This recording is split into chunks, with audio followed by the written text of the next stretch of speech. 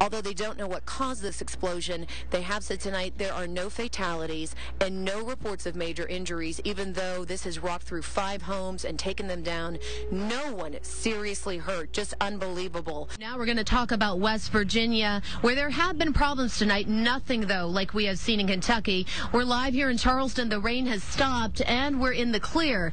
And these are packs that they put on in the event of a fire explosion so that they can breathe fresh, clean oxygen. But we went through the training that's required to put those apparatuses on. Let me tell you, it's not easy. Lose the light, Josh. You're in complete darkness for several minutes, pitch black, as you're seeing right now, trying to assemble this unit. Those rescue teams had gone in there hoping for the very best, that someone would make it out alive. Now they need to go in there and begin to remove the bodies of 22 miners, people they knew and worked with. And that is going to be a long process. With so many lives lost in Kentucky and Ohio, communities in other states are also coming to terms with a growing death toll. As it stands right now, last night's storms killed 38 people across the mid-Atlantic and the southeast.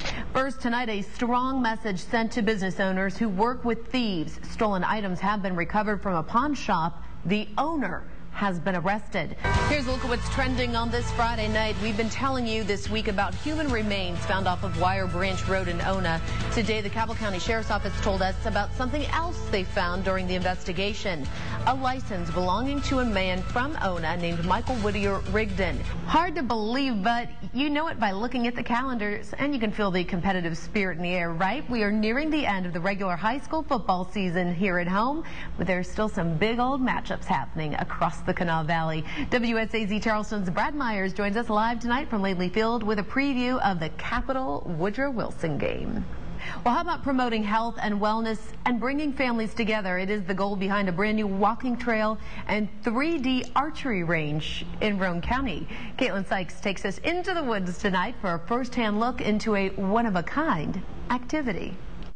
So much fun stuff going on. Well, also, I know, I love it. It's pretty exciting. Now, you can't talk about Halloween without talking about the next one, because a house in our region will light up with some major pumpkin power. Major is an understatement, right? It is that time of year. Again, we're talking about the pumpkin house in Kanawha.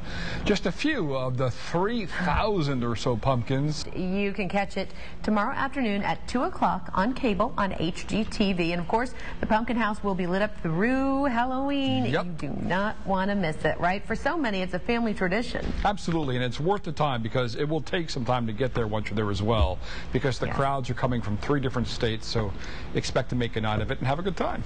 Yeah, and bring your camera. Yeah. All right, we'll be right back.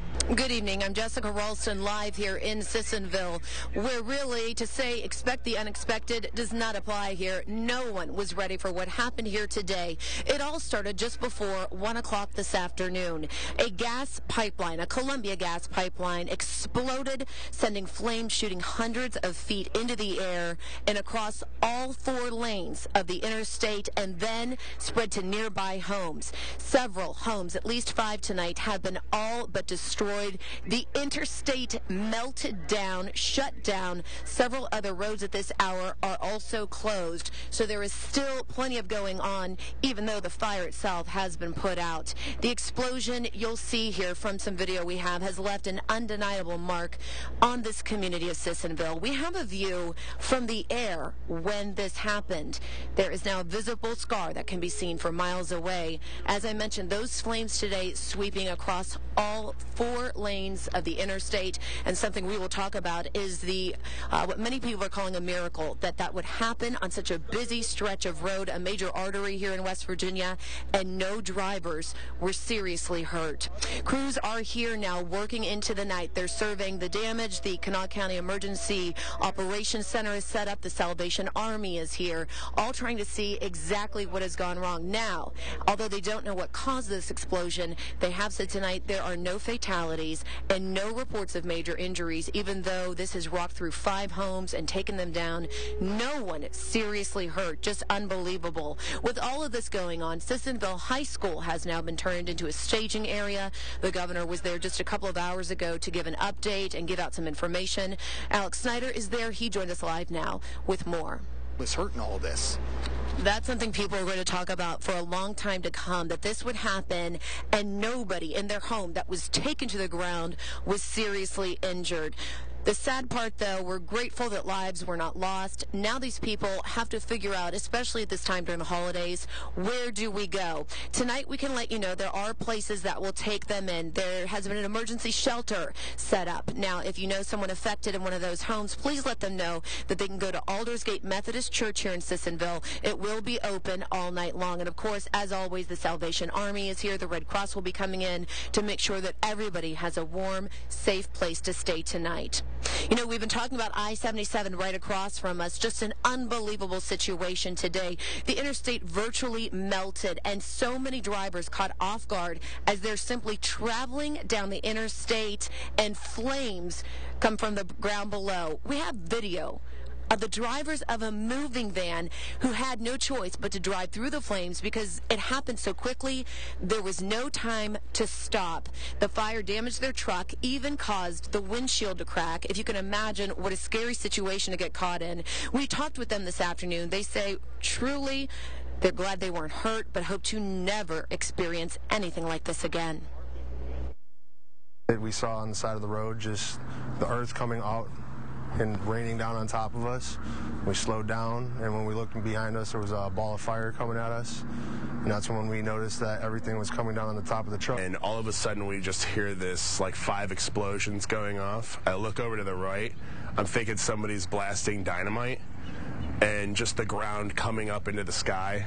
Looking up, and then it just started raining down on top of the vehicle.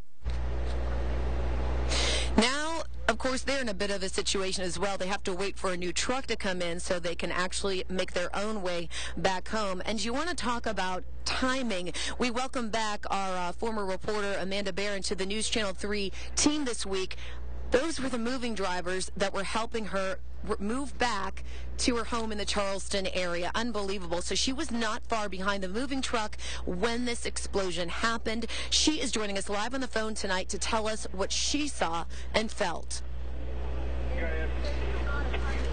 Jessica, those movers actually just left. Of all this tonight is that all of this went on and no one was seriously hurt. We have talked about the flames shooting across all 4 lanes of I-77. Just an unbelievable situation. We know it's one of the busiest roads in West Virginia. It is closed tonight, but what will provide a lot of relief, especially for people who drive that stretch of road often, there are crews over there right now working to repair all the damage and get the interstate back open. Now, they are on it right now at this moment, so we'll see how long it takes to get everything up and running again. They are really just scrambling now to come up with a plan to get traffic flowing. News Channel 3's Kathleen Moxley has been there on I-77 today to try to follow the progress, the damage, everything that's gone on. She has a look now as well. All right, Kathleen, thank you. And a very quick update as well from Kanawha County Schools. They do have the buses running to get the kids home tonight. Obviously, they have to take different routes, so it will take longer to get the kids safely back home to you. We also want to talk a little bit more about these power outages. You have a lot of people here that now do not have power. So we want to do everything we can do to help them stay informed. So if you know someone without power and they're trying to get information, they're trying to get updates, please let them know we are providing constant information for you tonight on Facebook and Twitter, and they can also download the WSAZ mobile app on their Facebook. So if they have smartphones, they do have access to the updates we're going to be providing. You know, there's still a lot going on here in Sissonville tonight, so we will be here, Tim, to continue our live coverage.